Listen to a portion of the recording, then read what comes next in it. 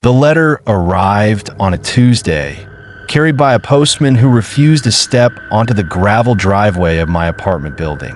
He had stood by the rusted iron gate, waving the pale yellow envelope in the damp autumn air like a flag of truce. The envelope was thick, heavy, and smelled faintly of wood smoke and damp earth, a scent that immediately dragged me back to a childhood I'd spent the last 15 years trying to erase. It was from my grandmother, Elena, or rather, it was from her estate. She had passed away in her sleep 3 weeks prior, alone in the sprawling, decrepit wooden house that sat on the edge of a nameless village for 100 miles north of the city. I was her only living relative. The lawyers had kept it brief. The house, the surrounding 5 acres of dark pine forest, and everything left inside the walls belonged to me. There was only one condition, written in my grandmother's own spidery, trembling handwriting at the bottom of the deed. You must come alone, and you must not touch the locks on the doors until the sun has fully cleared the trees. I laughed when I read it. Old people and their superstitions.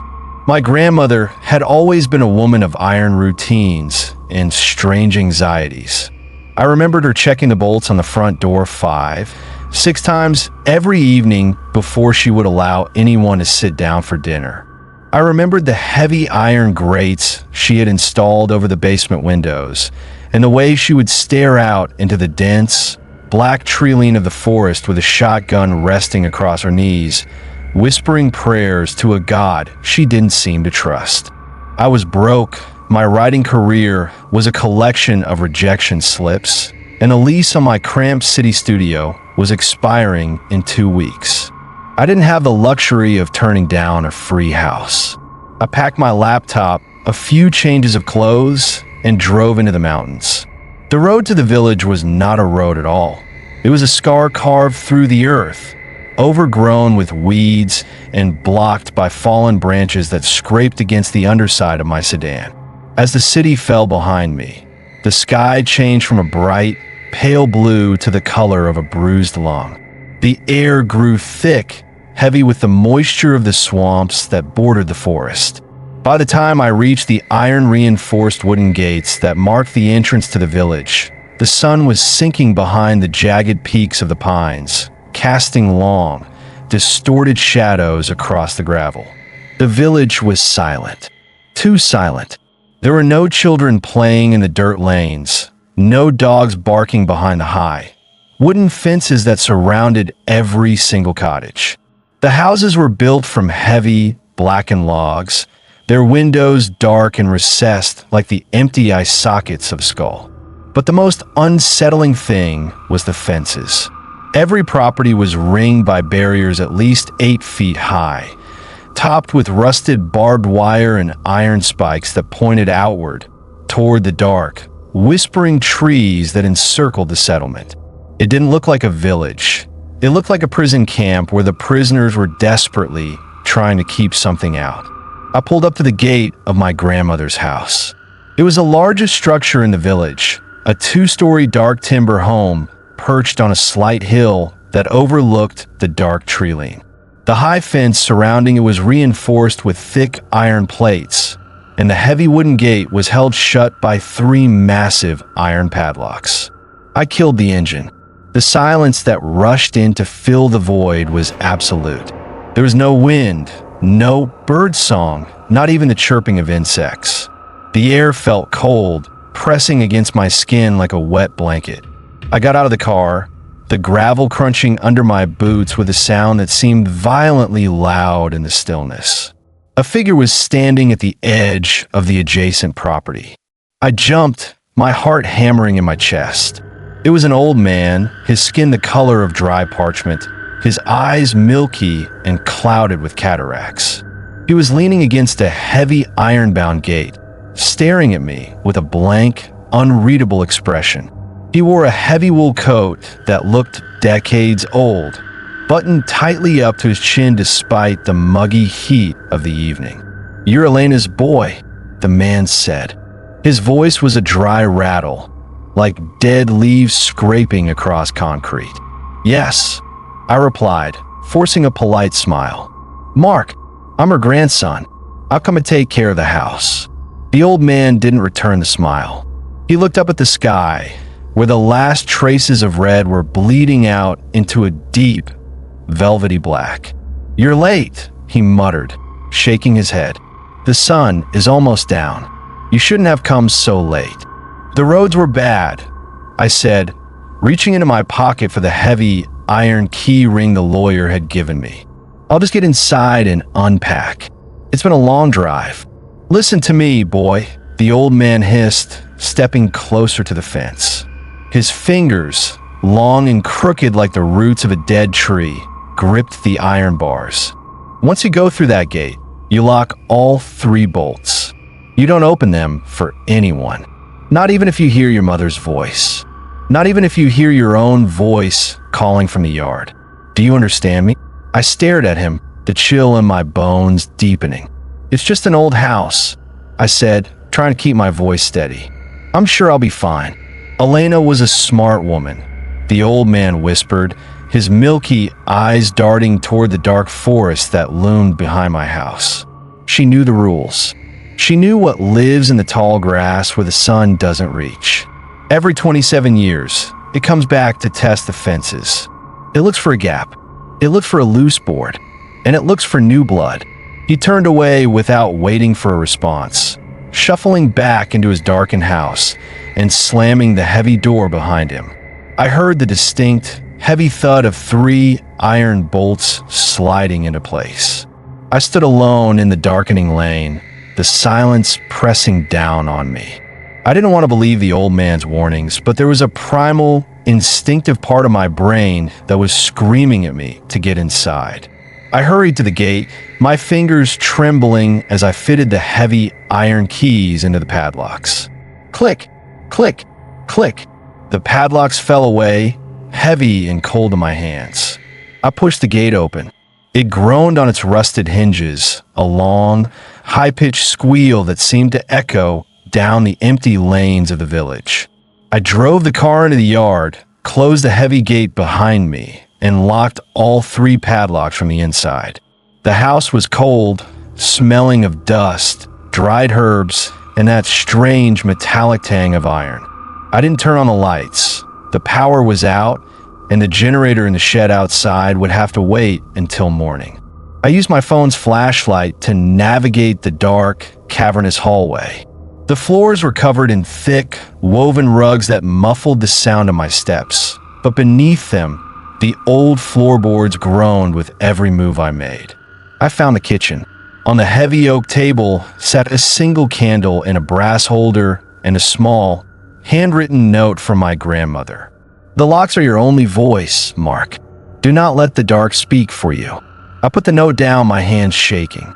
I lit the candle, its small, orange flame casting long, flickering shadows across the walls. The kitchen was clean, but strange. Every window was covered by a heavy, wooden shutter held in place by thick iron bars. There was no way to see outside. No way to know if anyone, or anything, was standing on the porch. I decided to sleep in the small parlor on the ground floor, close to the front door.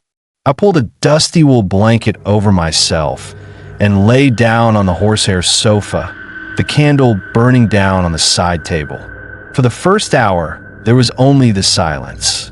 But as the clock struck midnight, the true nature of the village began to reveal itself. It started as a faint, rhythmic scratching. It wasn't coming from the windows or the doors. It was coming from beneath the floor. Scratch, scratch, scratch. I sat up, the blanket slipping from my shoulders. The sound was dry, mechanical, like the legs of a massive insect scraping against the old, dry timber of the foundations. I held my breath, my eyes fixed on the floorboards in the center of the room. And then came the voice.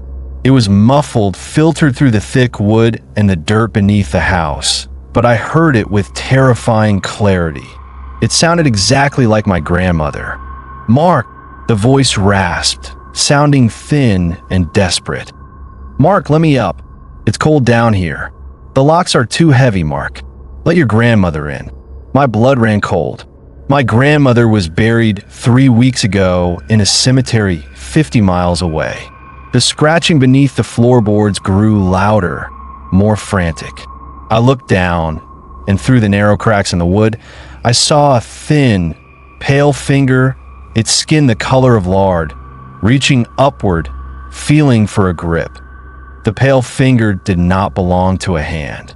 As I stared down through the hairline fracture in the oak plank, frozen in the cold glow of my phone's dying flashlight, I watched the flesh elongate. It moved with the jerky, unnatural precision of a worm sensing heat, searching blindly for the gap between the boards. "Mark," the voice from below whispered again. It didn't come from a throat. It was the sound of air being squeezed through wet, porous wood. "Why did you lock the gate? The dirt is heavy tonight. It's pressing against my ribs." I scrambled backward on the sofa, my heels catching on the heavy woven rug. The candle on the side table flickered violently as the air in the room suddenly turned rancid, carrying the odor of stagnant pond water and decaying mulch. My breath came in ragged, shallow gasps. I clutched the heavy iron key ring in my pocket so hard the jagged teeth of the keys bit into my palm, drawing a tiny bead of blood. The old man's words at the fence rang through my head like a funeral bell. "Once you go through that gate, you lock all 3 bolts. You don't open them for anyone. You're dead." I whispered into the dark, my voice cracking. "I saw the paperwork. You were buried." The scratching stopped instantly. The silence returned, heavy and absolute. For 10 minutes, I didn't move. I sat huddled against the back of the horsehair sofa, my eyes fixed on the spot where the finger had been. It had retracted back into the blackness beneath the house. But the silence didn't last. From the front porch, just a few feet away through the heavy timber door, came the sound of footsteps. Thud, thud, thud. They were heavy, dragging steps, as if someone were pulling a wet sack across the wooden planks of the porch. Then came a wet, soft sound, like a large piece of meat being dropped against the front door. "Mark," my heart stopped. This voice didn't come from beneath the floorboards. It came from directly outside the door, muffled only by the 2-inch thick oak. It was my mother's voice. "Mark, please open the door," she pleaded. She sounded terrified, her breath coming in short, sobbing gasps. My car broke down on the road. Something was following me through the trees. "It's so tall, Mark. It's standing right by the fence. Please let me in." I half rose from the sofa, my hand reaching out toward the heavy iron bolt of the front door before I caught myself. My mother was in the city. She had been there when the letter arrived. She didn't drive, and she hadn't spoken to my grandmother in over a decade. "Mark?" the voice outside said, its tone suddenly dropping, losing its frantic edge. It sounded flatter now, more mechanical. "Are you there? Open the door. The wood is thin here. I can feel your pulse through the keyhole." I backed away toward the kitchen, my eyes never leaving the front door. Through the cracks in the wooden door frame, I saw a shadow cross the faint light filtering from the overcast night sky outside. It was a massive silhouette, far too tall for a normal person. It loomed over the top of the door frame, its head seemingly bent at a sharp angle to fit onto the porch roof. Scratch, scratch, scratch. The sound was back, but this time it was coming from the walls. Something was moving inside the insulation, sliding up from the foundations toward the second floor. I retreated into the kitchen and locked the interior door behind me, sliding a heavy wooden chair under the handle. I was trapped in a room with no windows that weren't barred with iron, sitting on a floor that hid something ancient and hungry. I didn't sleep. I sat on the cold linoleum floor of the kitchen with a brass candle holder clutched in my right hand like a weapon. Every time the house groaned, my muscles tensed. I listened to the sounds above me, the heavy, dragging footsteps moving across the ceiling of the second floor, the faint, rhythmic clicking of something that sounded like claws tapping against the window shutters. At exactly 6 a.m., the first pale light of dawn began to seep through the tiny gaps in the kitchen shutters. The scratching in the walls faded, and the heavy footsteps upstairs ceased. I waited until the sun was fully above the horizon, just as the deed had instructed. When the golden morning light finally penetrated the kitchen, I removed the chair from the door and walked back into the parlor. The front door was untouched. The heavy iron bolts were still firmly in place. But when I looked down at the floorboards in the center of the room, my stomach turned.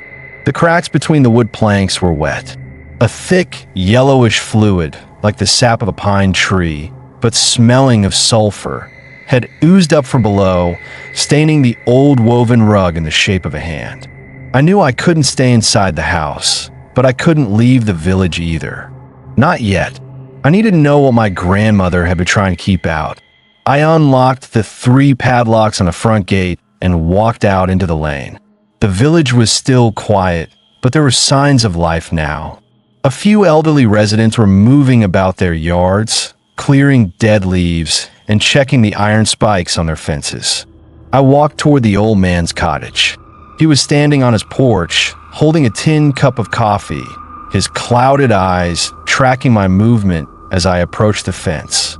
"You survived the first night," he rasped, not looking surprised. "Few do when they arrive so late. What is under the house?" I demanded, gripping the cold, iron bars of his fence. I heard voices. My grandmother. My mother.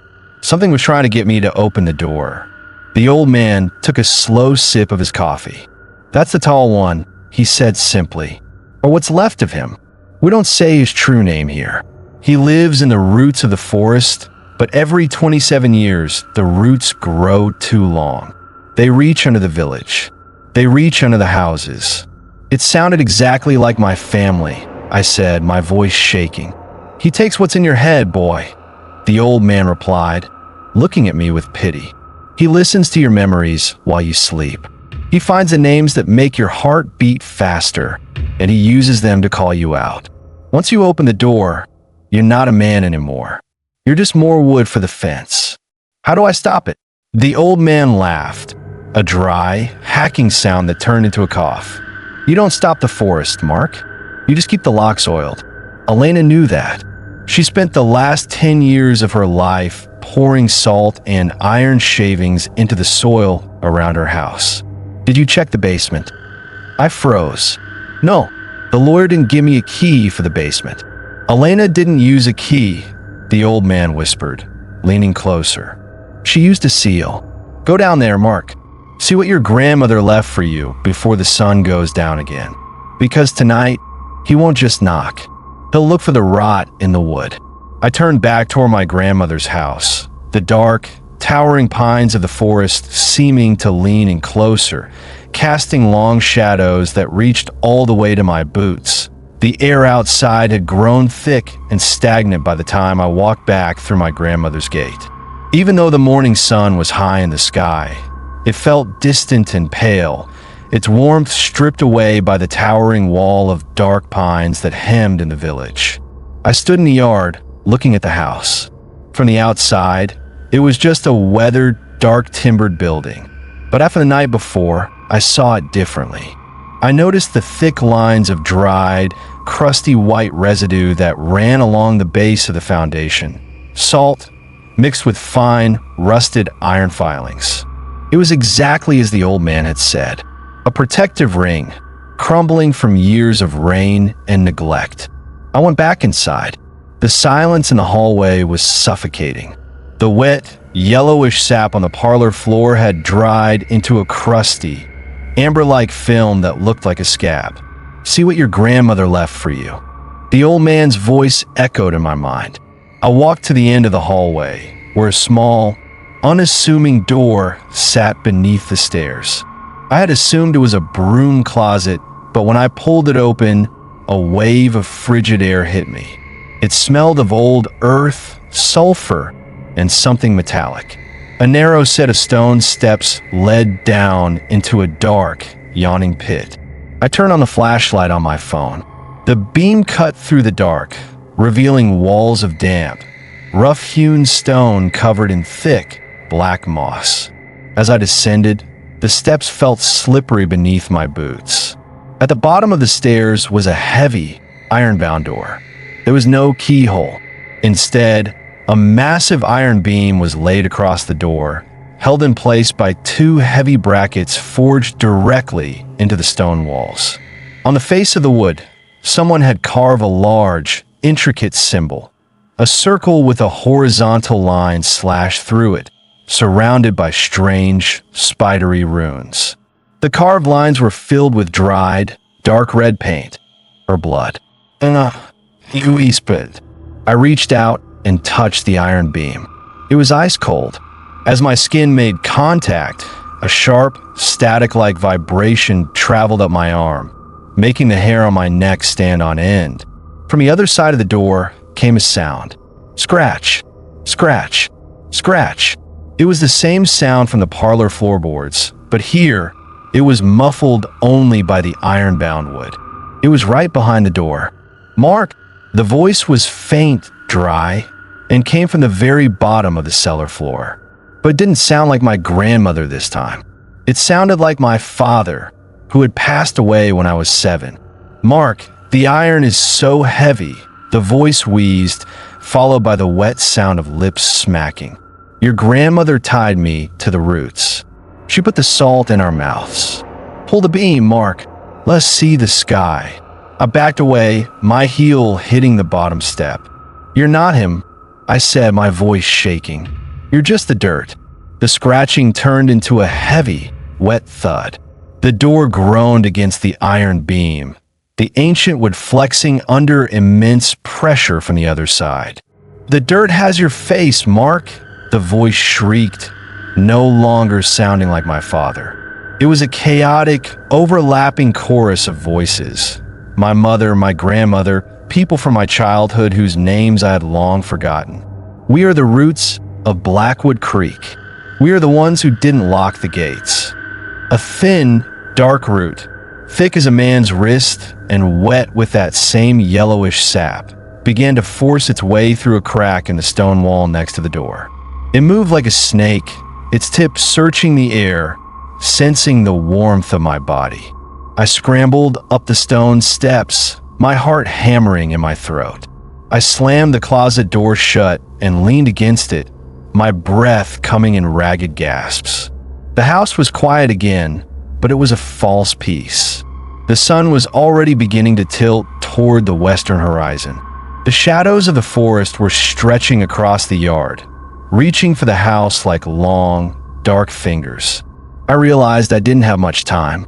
The salt ring outside was broken, and the thing in the basement was growing stronger, its roots creeping through the very foundations of the building.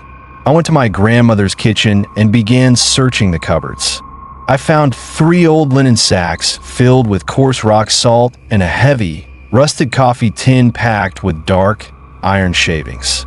It was a temporary fix, a desperate attempt to restore the seal before the sun went down.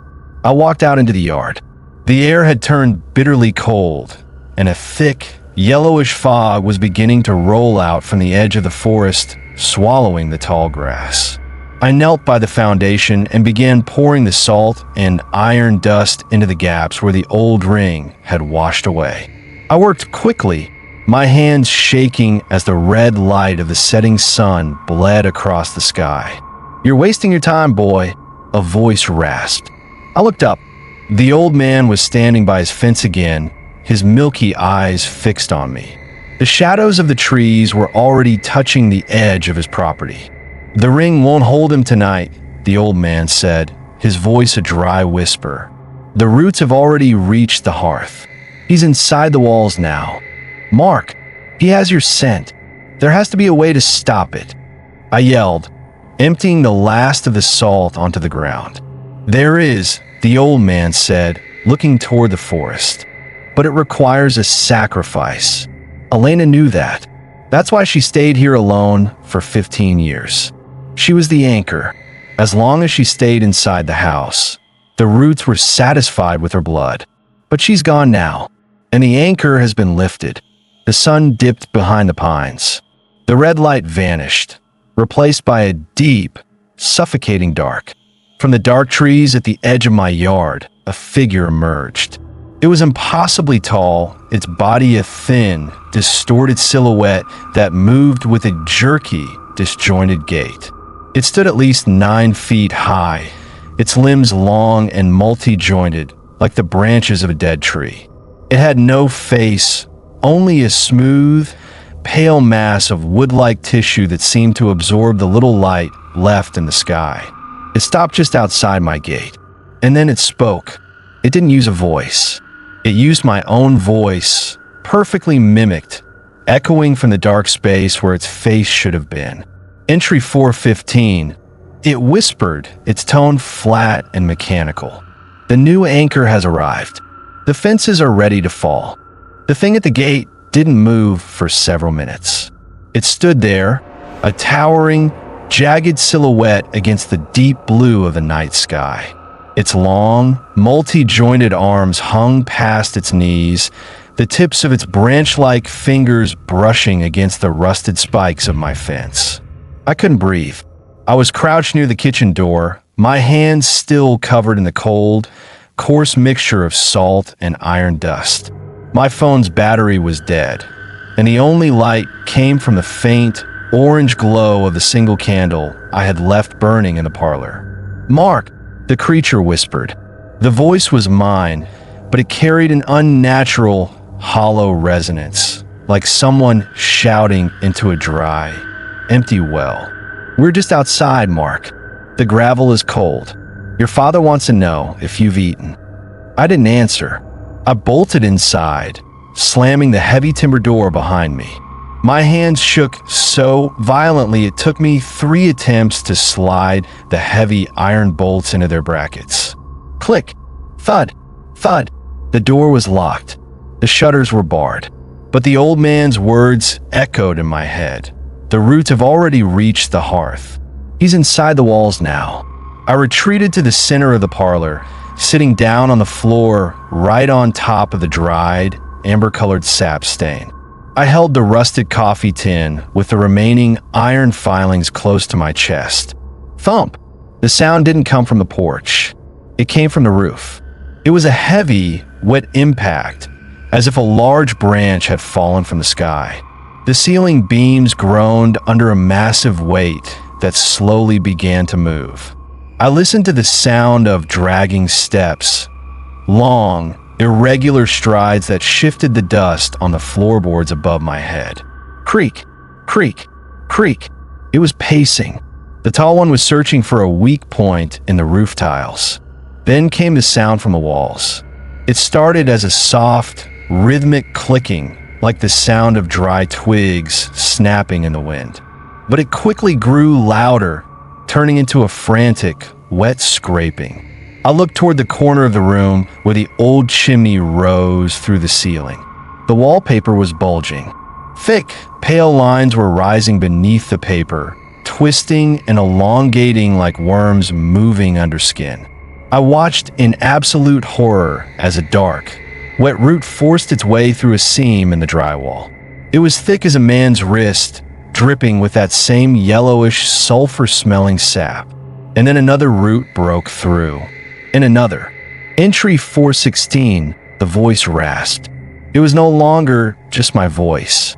It was a chaotic, overlapping chorus.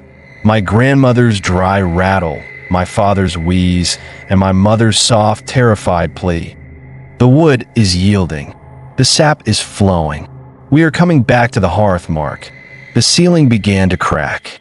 A long, jagged line split the plaster directly above the sofa. A thin, dark tendril dropped down through the opening, its tip twitching as it sensed the heat of my body. I scrambled to my feet, my boots slipping on the rug.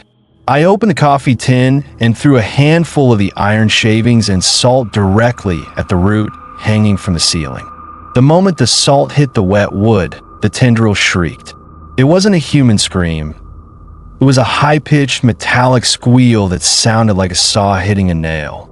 The root recoiled instantly, curling upward into the ceiling like a worm on a hot stove.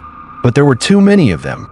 The walls were buckling now, the heavy timber of my grandmother's house groaning under the pressure of the growth. The cellar, I whispered to myself. The realization hit me with the force of a physical blow. The thing was trying to force me out of the ground floor. It was pushing me either out into the dark where it waited, or down into the pit where the roots were thickest. I had no choice. I couldn't go outside into the fog.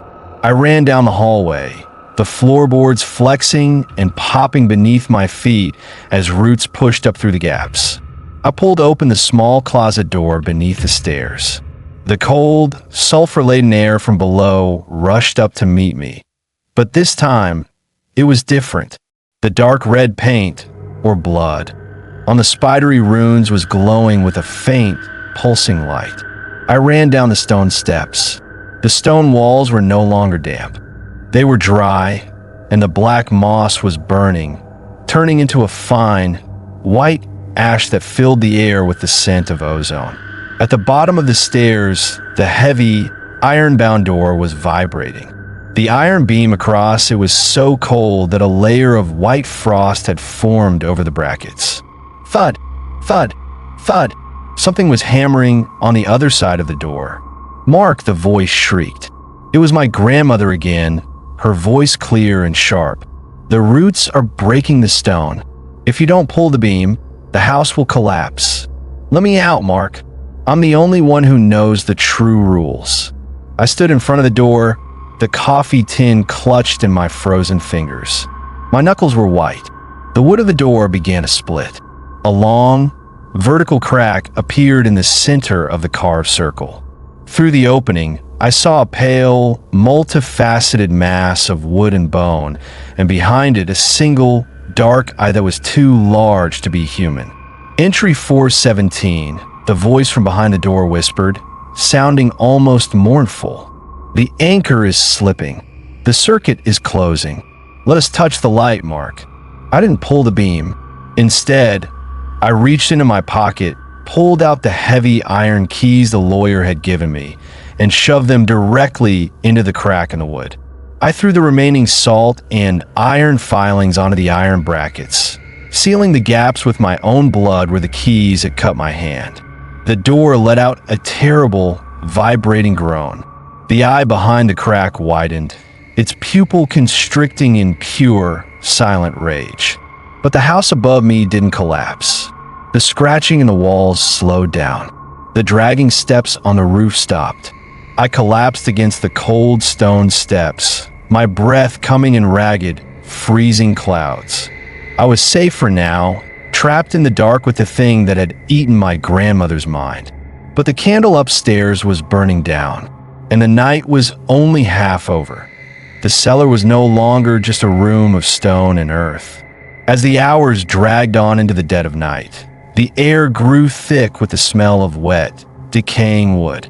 I sat against the cold stone wall, the flashlight beam on my phone flickering, dying just like my hope. The beam of light, now reduced to a dim, amber glow, revealed things I had missed in my frantic rush to seal the door. Carved into the stone walls were not just runes, but names. Thousands of them, each one scratched into the mossy rock with desperate, jagged force. Elena, Silas, Marek, Oksana. They were names of my ancestors, etched over decades, perhaps centuries. My grandmother hadn't been the first to hold this post. She had been the last in a long, unbroken line of jailers. I leaned forward, shining my light onto a wooden desk that sat in the far corner, a relic I hadn't noticed before. It was covered in a thick layer of dust, but on top lay a heavy, leather-bound journal. I reached out, my fingers brushing away the grime, and opened it. The pages were yellowed, brittle, and filled with my grandmother's spidery, frantic handwriting. Entry 418. I read aloud, my voice sounding hollow in the cramped space. The roots have tasted the iron, but they hunger for the iron of the blood. They do not want to destroy the house. They want to integrate it. They want to make the structure a permanent lung for the forest, a bridge for the tall one to walk into our world without the cost of the gate. I flipped through the pages, my heart thumping against my ribs. There were diagrams, complex occult geometries involving salt, iron filings, and human bone. There were lists of offerings, memories, dreams, songs that she had fed to the roots to keep them dormant. She hadn't just been keeping them out, I realized with a jolt of horror. She had been negotiating.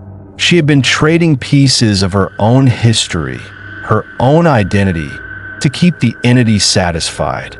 She had given up her childhood memories, her wedding day, the sound of her own mother's voice. The empty spaces in her mind weren't just the result of age. They were the price of the village's survival. Entry 419. I read, skipping ahead to the final pages. The boy is coming. Mark is coming. I must leave the iron for him. I must leave the instructions for the fire. The roots have reached the foundation. The house is no longer wood. It is a husk. When a seal breaks, he cannot fight the tall one with iron alone. He must feed it the one thing it cannot digest, the truth of its own origin. I looked down at my hand. The salt and iron dust had settled into the cracks of my skin. I felt a sudden, sharp pain in my chest. Above me, the house let out a groan that shook the very stones of the cellar. It wasn't the sound of settling timber. It was the sound of something waking up. The roots in the ceiling, the ones I had burned with salt, were knitting themselves back together. They didn't look like wood anymore. They looked like gray, desiccated veins, pulsing with a rhythmic, sickening light. The house was changing. The entity wasn't just in the house. It was becoming the house. Mark! The voice wasn't coming from behind the iron-bound door. It was coming from the walls of the cellar itself. It was my father's voice, but it was layered with the sound of 1,000 cicadas. The journal is a lie, Mark. She didn't feed us memories. She fed us lies. She promised us a bridge, and she gave us a cage. We don't want your memories. We want your silence. The wall behind the desk began to bulge. The stone cracked, and a thick, wet root burst through, smashing the wood into splinters. It didn't reach for me. It reached for the journal. I grabbed the book, clutching it to my chest, and scrambled back. "You can't have it," I shouted, my voice cracking. The root retracted, and from the hole in the wall, a pale, spindly limb emerged, the arm of the tall one. It moved with a slow, agonizing grace, its fingers elongated and tipped with sharp, chitinous hooks. It didn't attack. It hovered in the air, waiting.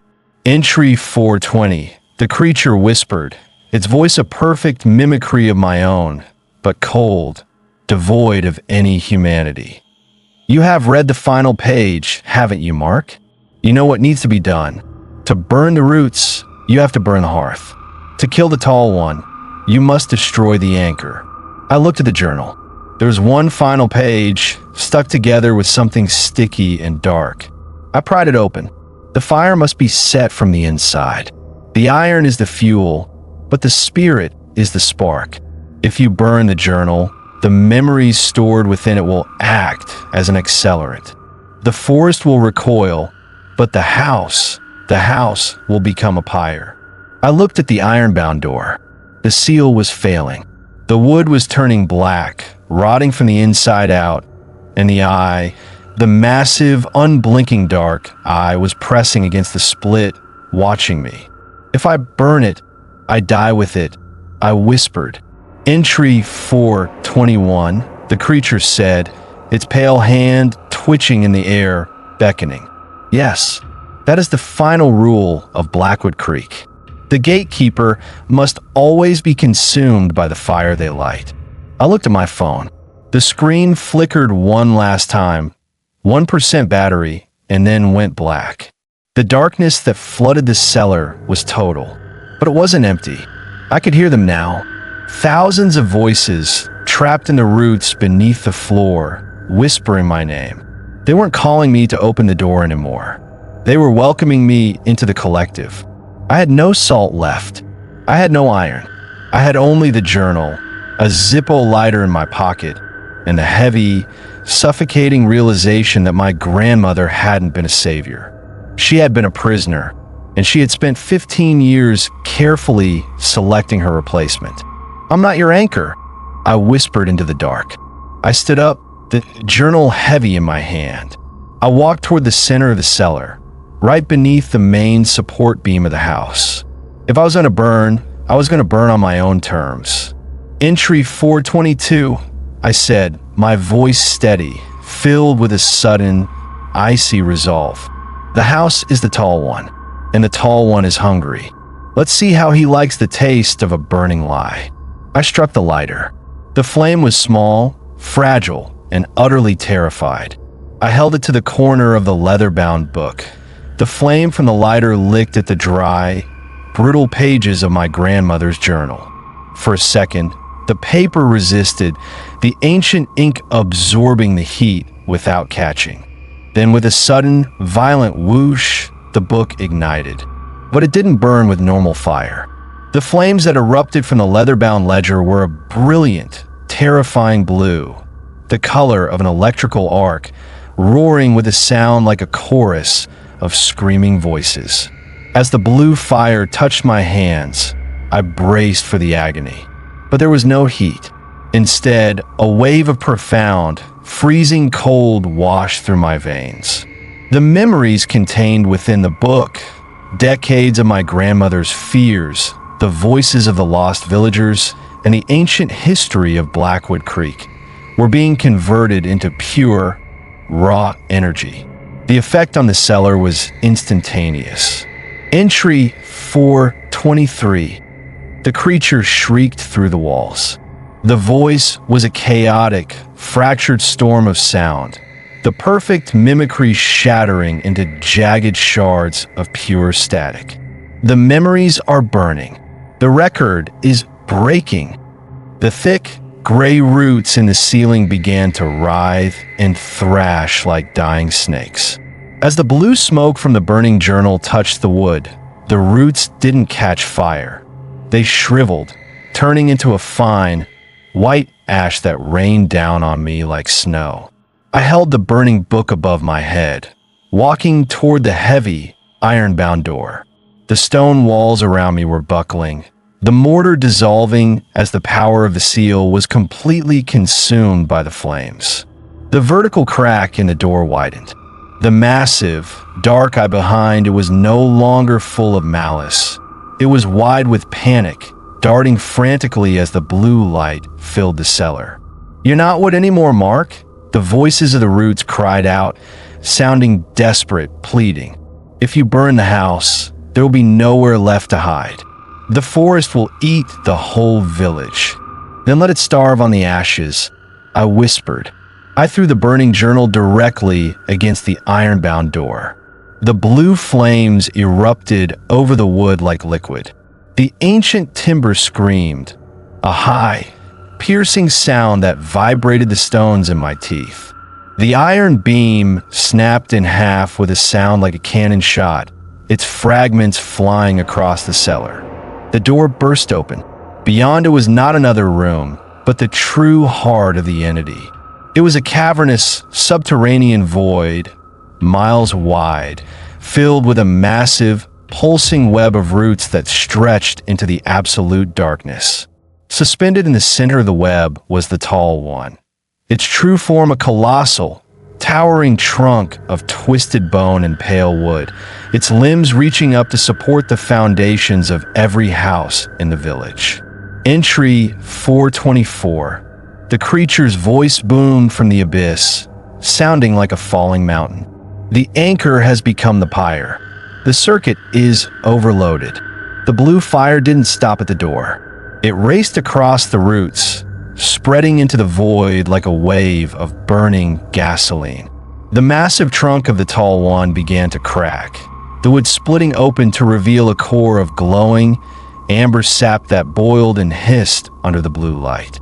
The cellar floor began to collapse. I fell, but I wasn't falling into the dark. I was falling into the fire. As I plunged into the burning abyss of the core, my consciousness expanded one last time. I felt the roots under the old man's cottage shrivel and die. I felt the high, iron-reinforced fences around the village snap like twigs as the pressure from the forest was lifted. I saw the villagers walking out of their cottages, looking up at the morning sky without fear for the first time in 27 years. And then the light went out.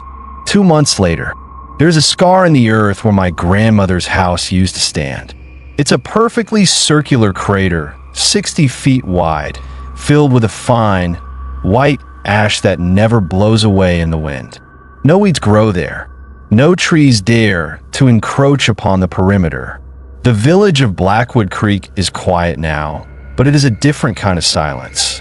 The high, iron-bound fences have been taken down. The heavy wooden shutters have been removed from the windows, letting the sunlight flood into the old cottages. A new family has moved into the cottage next to the old man's property. Sometimes, in the evening, their young daughter walks along the edge of the crater, throwing small pebbles into the center of the white ash.